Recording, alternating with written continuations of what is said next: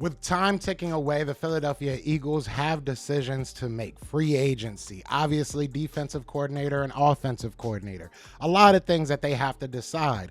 Well, as far as the defensive coordinator goes, it looks like a favorite may be emerging. So we're going to talk about that, and we're also going to talk about a player the Eagles said they'll sign and a player the Eagles said they may have to let walk.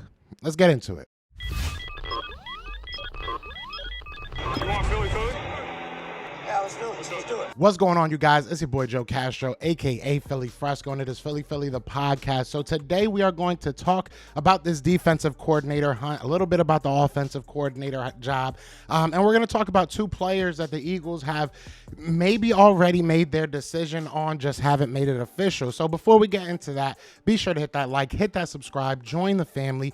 We are on the road to 5K. We would love for you guys to join that ride. So we'll start with the offensive coordinator because I wanted to say this.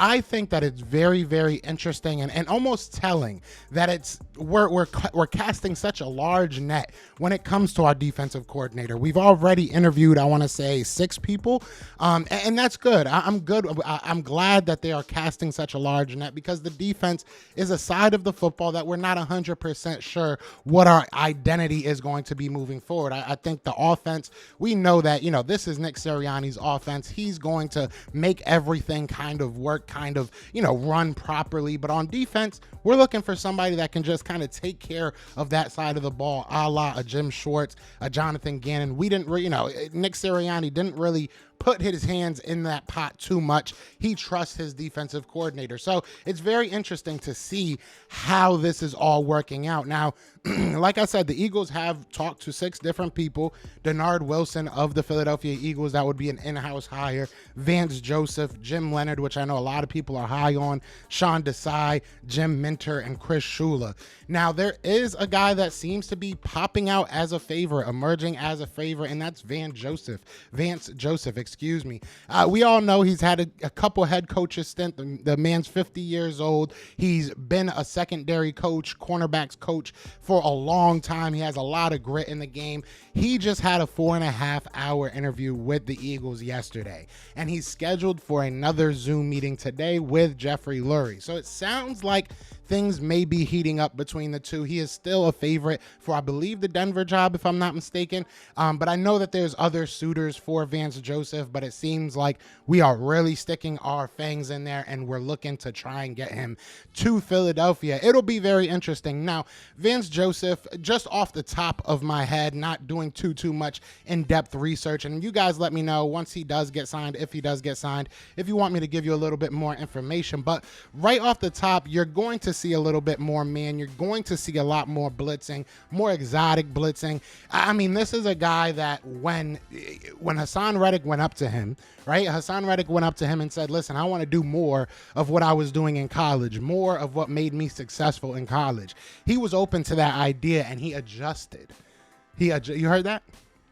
Did you hear that, Eagles fans? He adjusted. I know we're not used to that, especially with a Jonathan Gannon. He adjusted to his players and made the scheme fit his players and not the other way around. If we look at just his numbers last year, wasn't the greatest defensive output. The Cardinals weren't a really good team. It is what it is. So, we can't really, I don't want to judge him solely off of last year. But like I said, this guy's going to bring a different type of style of defense to the Eagles. And I think that it's something that's welcomed by fans. And I think that, the players will receive it as well. I think that players like a CGJ would be open to blitzing more. I think, we know Hassan Reddick loves to blitz. If he never has to go back in coverage, I don't think he'll complain about that. So Vance Joseph is a very interesting guy. He's a very interesting prospect, coach, whatever you want to say. I think that he would definitely fit what Philadelphia is trying to do. Look, a lot of these guys are pretty darn good. I know a lot of people like Jim Leonard.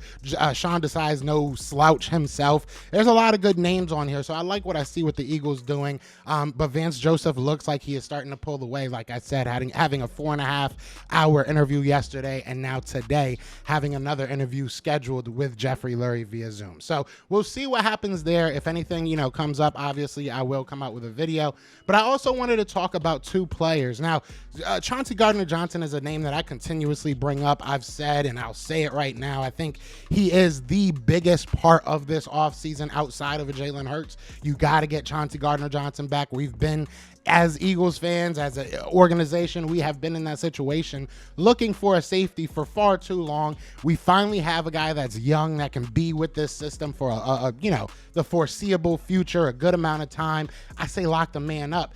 They feel the same way. The reports is that the Eagles are going to keep CGJ, even if it means franchise tagging him. Now, the franchise tag this year is a little bit under, I believe, a little south of $14.5 million for the year. So if we are to sign him and we want to franchise tag him, I don't think it's the worst thing in the world. The Eagles don't really like to do that. They like to get the deal done, but if they have to do that to give themselves a little bit more time to get that deal done, realistically, you're looking at a probably $12, $13 million cap hit when you extend him anyway. So that extra $1 million to buy you a little bit of time, I'm not mad at that. Now, with him being a possible franchise tag, a lot of people are talking about TJ Edwards and him having a whole bunch of suitors. I love TJ Edwards. I love the maturation we've seen over time with him with the Eagles. But at the end of the day, I said this before, and I guess I got to say it again.